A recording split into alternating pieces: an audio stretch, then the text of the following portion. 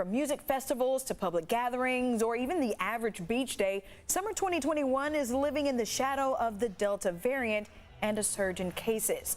So how do folks navigate it all? News 8's Allison Royal is on the story for us.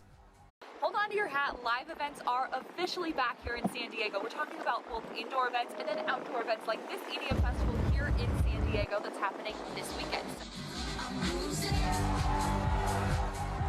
A Crossed Music Festival event is back at Waterfront Park, and for some, it is music to their ears.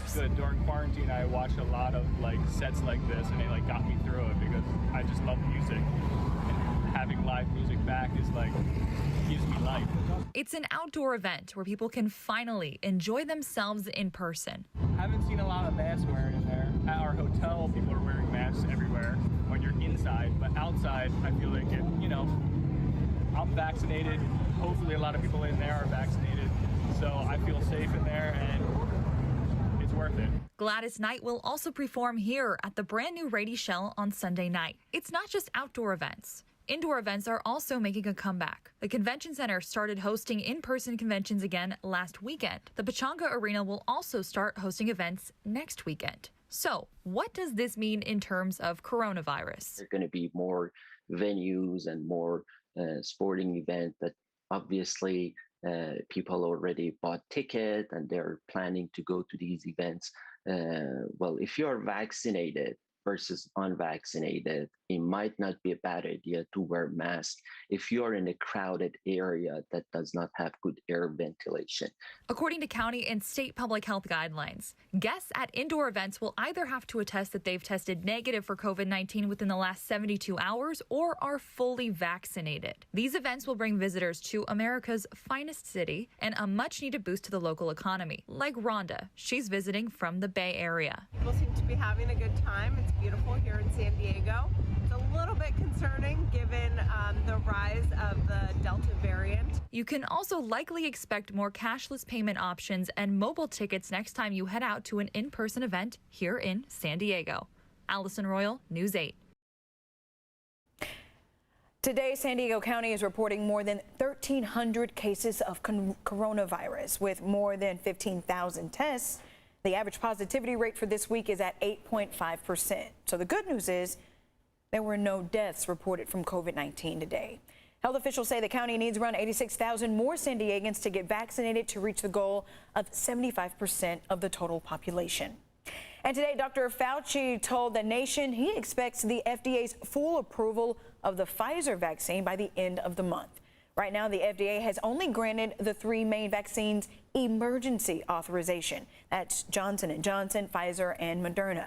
Dr. Fauci said the full approval would cause more businesses to mandate vaccines, as well as more people skeptical of the vaccine safety to go ahead and get the shot.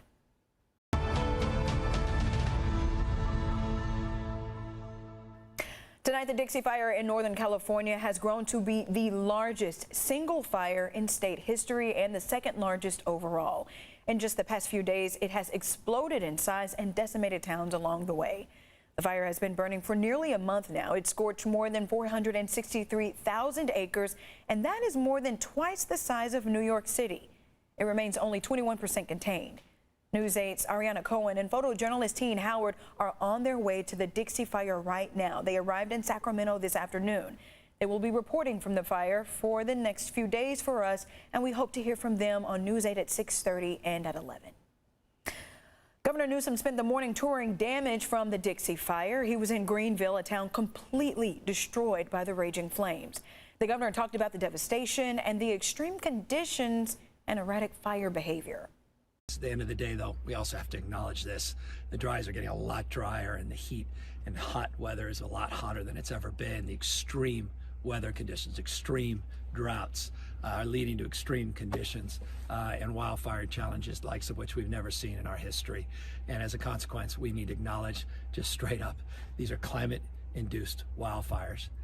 And we have to acknowledge we have the capacity in this country, not just the state, to solve this. This is also about people's culture, their identity, lifestyles, a sense of place, the memories that are attached to this. This is one of the oldest communities in California. This is about our families. It's about our kids that are breathing this toxic air from these climate-induced fires. And so we have a deep responsibility to rebuild this community, to do more to continue to protect communities like this, but also address the intensity of what is occurring globally, but manifesting in smash-mouth ways here in California, and that's climate change. Fire danger and poor air quality up north kind of makes one feel guilty about enjoying all that is San Diego County's weather today. But let's turn it over to Sean Stiles right now for a look at our local microclimate forecast. Hey, Sean. Yeah, Kirsten, after watching the governor talk about that and the devastation behind him, I feel guilty just talking about how beautiful it was here in San Diego today. We continue to see really nice temperatures, humidities a little bit above average, but not enough to really notice. And as you look at the temperature today, 75, 76, I'm going to call it on the money in the overnight low. You definitely are there. Water temperature still chilly along the coastline, so that's why folks heading to the beach, you might want to jump in the water a little less quickly because it might shock you a little bit. The monsoon moisture, though, is starting to come back into the forecast, so that returns to the beginning of the work week. Thunderstorms develop over the mountains and deserts, and heavy rain Tuesday with possible flash flooding as we make our way through the day. There'll be pockets of heavy downpours. Here's a look at what we can expect tomorrow. Coastal 75, 77, and then 80 by the time we get to Wednesday as that high pressure kind of wedges back in on the western half of the United States like we need it here anymore. 84, 88, 91.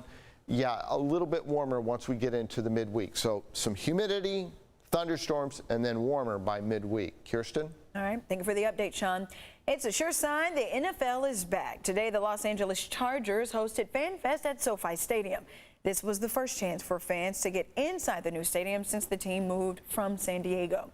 Our Jake Garriani was there. He spoke with some fans who are excited about today's event. Plus, Jake has details on how you can win yourself some tickets to an upcoming Chargers game.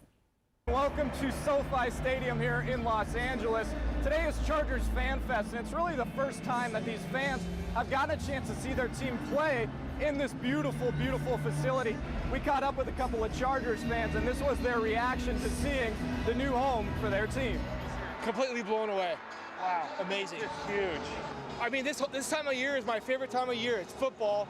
We get to watch everybody come together and see how they're going to do. So we're excited. We had to show up today to see this stuff, man. It's incredible. We're going to be Charger fans no matter where they go.